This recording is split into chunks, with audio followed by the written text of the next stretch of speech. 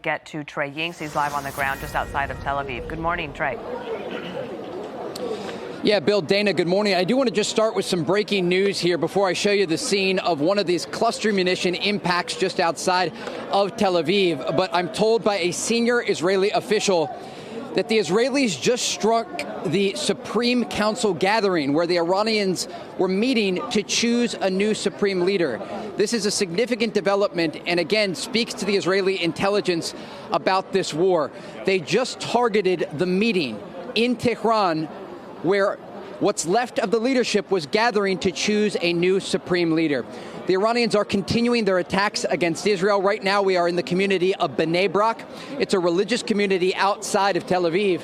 And you can see where the police and first responders say part of a cluster munition that was attached to the warhead of a ballistic missile slammed into this apartment block. 7 people were wounded, 1 woman moderately. And I want to just show you the scene here in Bnei Brak. You can see the amount of destruction behind me. There is debris and rubble all over this community.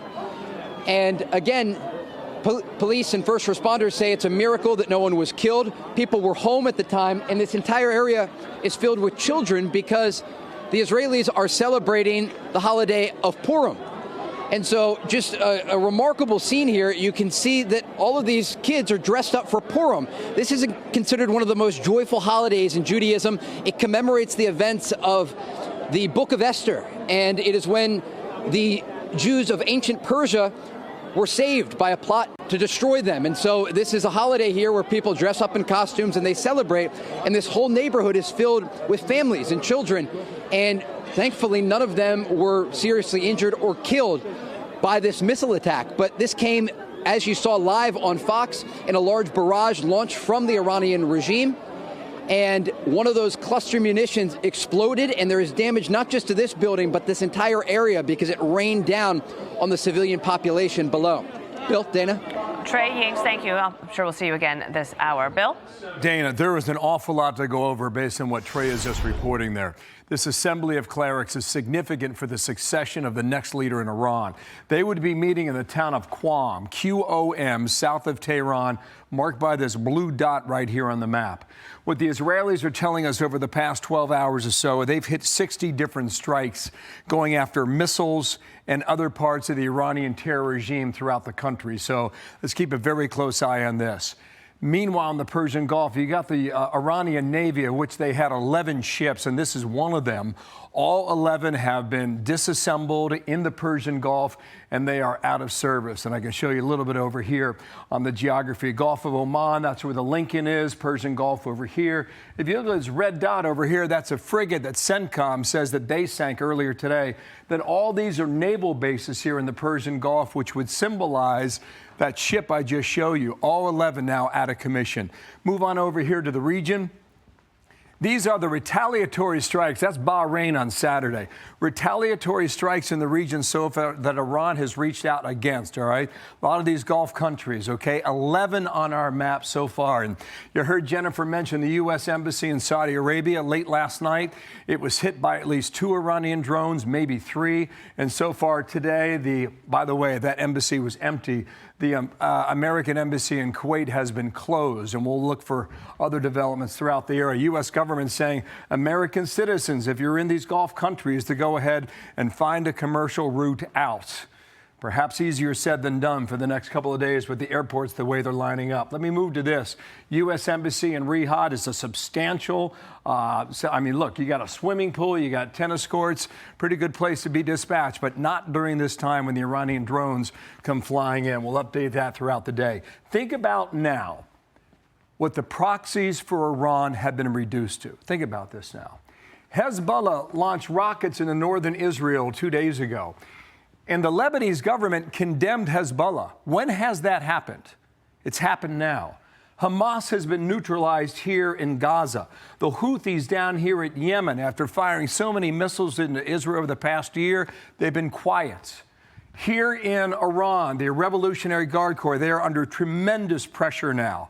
The Shiite militias in Iraq, however, we have reports of them acting out against U.S. bases that are stationed in the eastern part of Iraq and the northern part of Iraq. But this is a substantial adjustment in Middle Eastern power that runs against the regime in Iran. Let's move on over here. I'll rejoin my partner, Dana, over the desk here, and we'll bring in Dan Senor to pick it up. Yeah, Dan Senor, thank you so much. He's the host of Call Me Back. It's a podcast I have to listen to anytime it's on.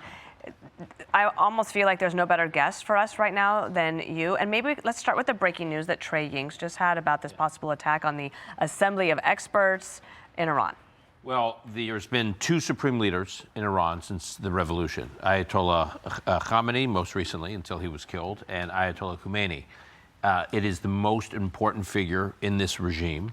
If the U.S. government and Israel are committed to an end to this regime, then it seems that making sure there's not another supreme leader is important. So them trying to appoint a new supreme leader, as one friend of mine said the other day, is like becoming the drummer in Spinal Tap. You know, the drummers just keep getting disappeared, you know, and so you don't want to be anointed a new supreme leader of Iran if this is what the U.S. and the Israeli government are focused on. I think right now Iran is heading in one of two directions from U.S. policymakers' perspective. One is, do you do sufficient damage to Iran's military capabilities, destroying obviously its nuclear program, but also its missile production program, its drones, and really degrade its capacity to be a menace in the region, and yet find someone multiple layers down who can kind of run the place. It's sort of like the Venezuela model, and have Iran be kind of a shadow of itself in terms of its reach in the region. That's one approach. The other approach is really put enormous pressure on the regime to the point that it invites real protests like we saw 2 months ago to put pressure from internally on the regime, that the regime just can't survive, that there's no one in the regime, in the current regime, to deal with, to run the place, and then something else emerges. Dan, I want to play this from Benjamin Netanyahu last night. He was on with Sean Hannity. There's a lot of concern about how long this thing goes. You were in Iraq 20 years ago. I'll ask you about that momentarily. First, from the Israeli Prime Minister last night.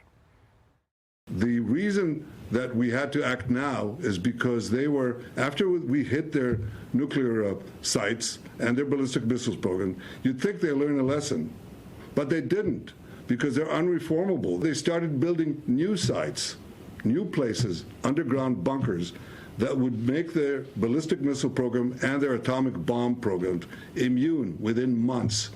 If no action was taken now, no action could be taken in the future. And then they could target America. Yeah, the other thing he said last night is that this is not an endless war. He emphasized that. Why is this different, in your view, from Iraq 20 years ago? Well, first of all, in terms of the military assets that are in the region. So in the lead up to the Iraq War in 2003, we had the equivalent of what we have now in the Middle East in terms of naval assets and air assets. The one big difference is we also had approximately 250,000 U.S. troops in the region. We don't have that now because the president's made clear he's not going to deploy ground troops. Now the question is, can Iran be sort of held together, and could there be some kind of transition without U.S. ground forces there? And I think we tend to over-analogize what is going on in Iran to the Iraq experience. They're two very different places. This could be a whole seminar, a whole podcast episode, Dana. Let's do it. But Iraq wasn't actually a real country. It was stitched together.